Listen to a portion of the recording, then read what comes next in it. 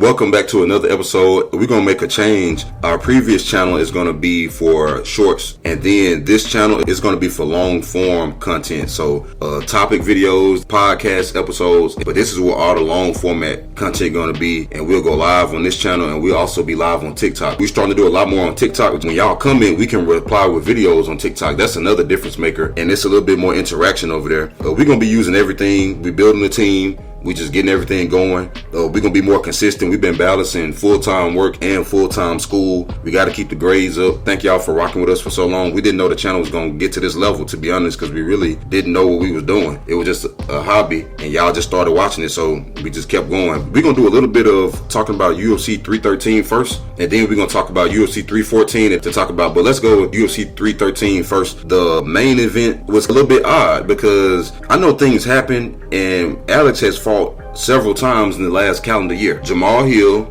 Yuri, Khalil, and then Magomed. And then the Yuri fight was a rematch. So that's really like 5 fights in a year and some change. And eventually it's going to catch up to you. But I just thought it was so odd that Alex, it's like he wasn't even throwing his punches. It's like he was pulling his punches. I ain't going to say what I was thinking, but it looked weird. That's all I'm going to say. What you think? I mean, yeah, I agree with that too. I don't know what happened behind the scenes. With fighters, they're human just like we are. We don't know if it's something that, health or anything. The thing that stood out to me was those 49-46 scores that the judges gave. That's what makes it worse.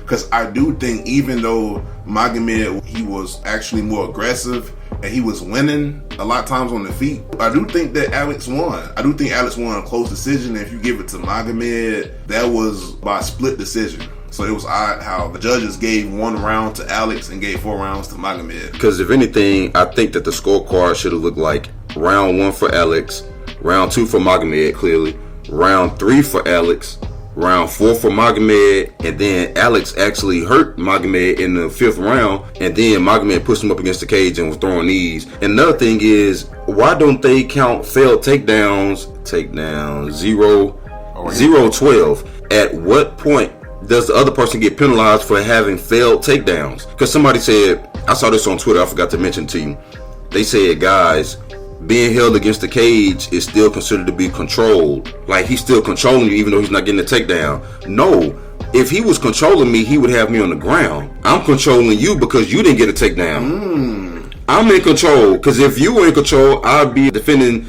submissions, and I'm in control because I'm keeping the fight in my domain, and you're not able to be offensive. So I'm in control. The fact that that person's trying to get you on the ground and they can't, that is a lack of control. So why is it that 0 of 12 takedowns don't count for nothing? That's crazy. I mean, what's happening? And then Magomed got 5 minutes of control time, but that's only because he couldn't get a takedown. Exactly. And then why are they calling it control time when that's time that you cannot implement control? To me, it sounds more like stalling. That's not controlling. He was stalling. You're running the clock down.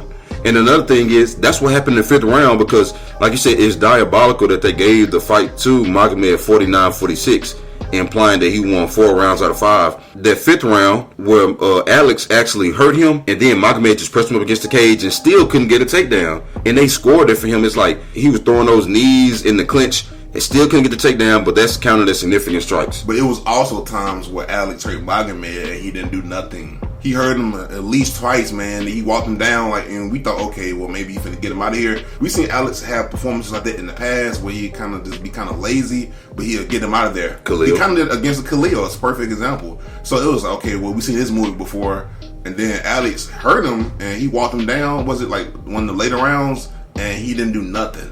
And it was like, bro, how come Khalil is almost like Magomed on the feet, but he has more power? He was not scared of his power, not one bit. And he actually dropped you, and you were still more aggressive. But then you hurt Magomed, and you went forward, and you started pulling punches. It's like, bro, it was just odd, man. And that's the key thing, pulling punches. And on that note, we're going to move on to the next topic. First of all, I did not think that Justin was going to be able to shake back like that because, I mean, normally when somebody get knocked out the way he did against Max Holloway, that's kind of the beginning of the end. And the reason why I want to talk about this, because this is going to segue when we talk about Volk, if you see where I'm going with that. But Justin's chin held up real good, and that was 1 or 2 times where Fiziev hit Justin hard, and it actually staggered him. Remember, there was 1 or 2 times where Justin was on skates for like a split second, and then it was kind of like he had to make a decision, stay in the fight. I was holding my breath like, is this it?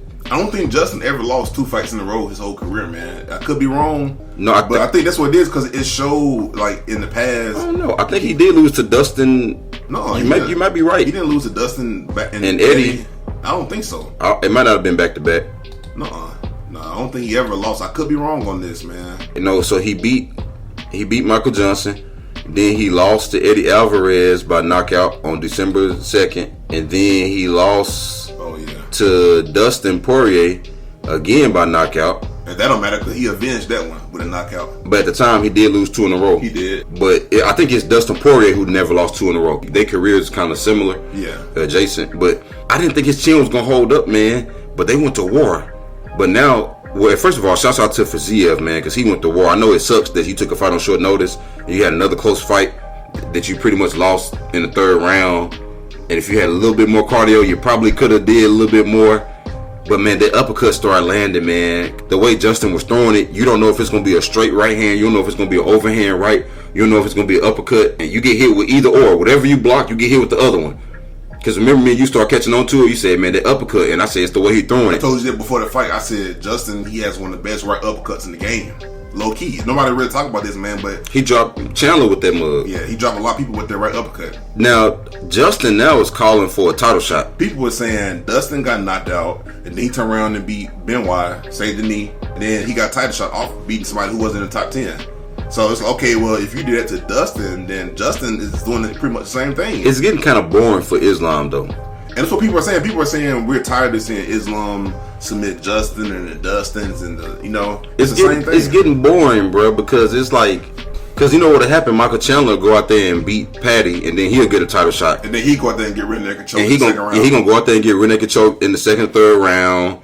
It's like this thing. It's like we're basically seeing the same fight over and over and over again, and it's like it's getting a little bit boring. But at the same time, these guys have paid their dues, though. That's why it's kind of messed up because Justin is 36 years old.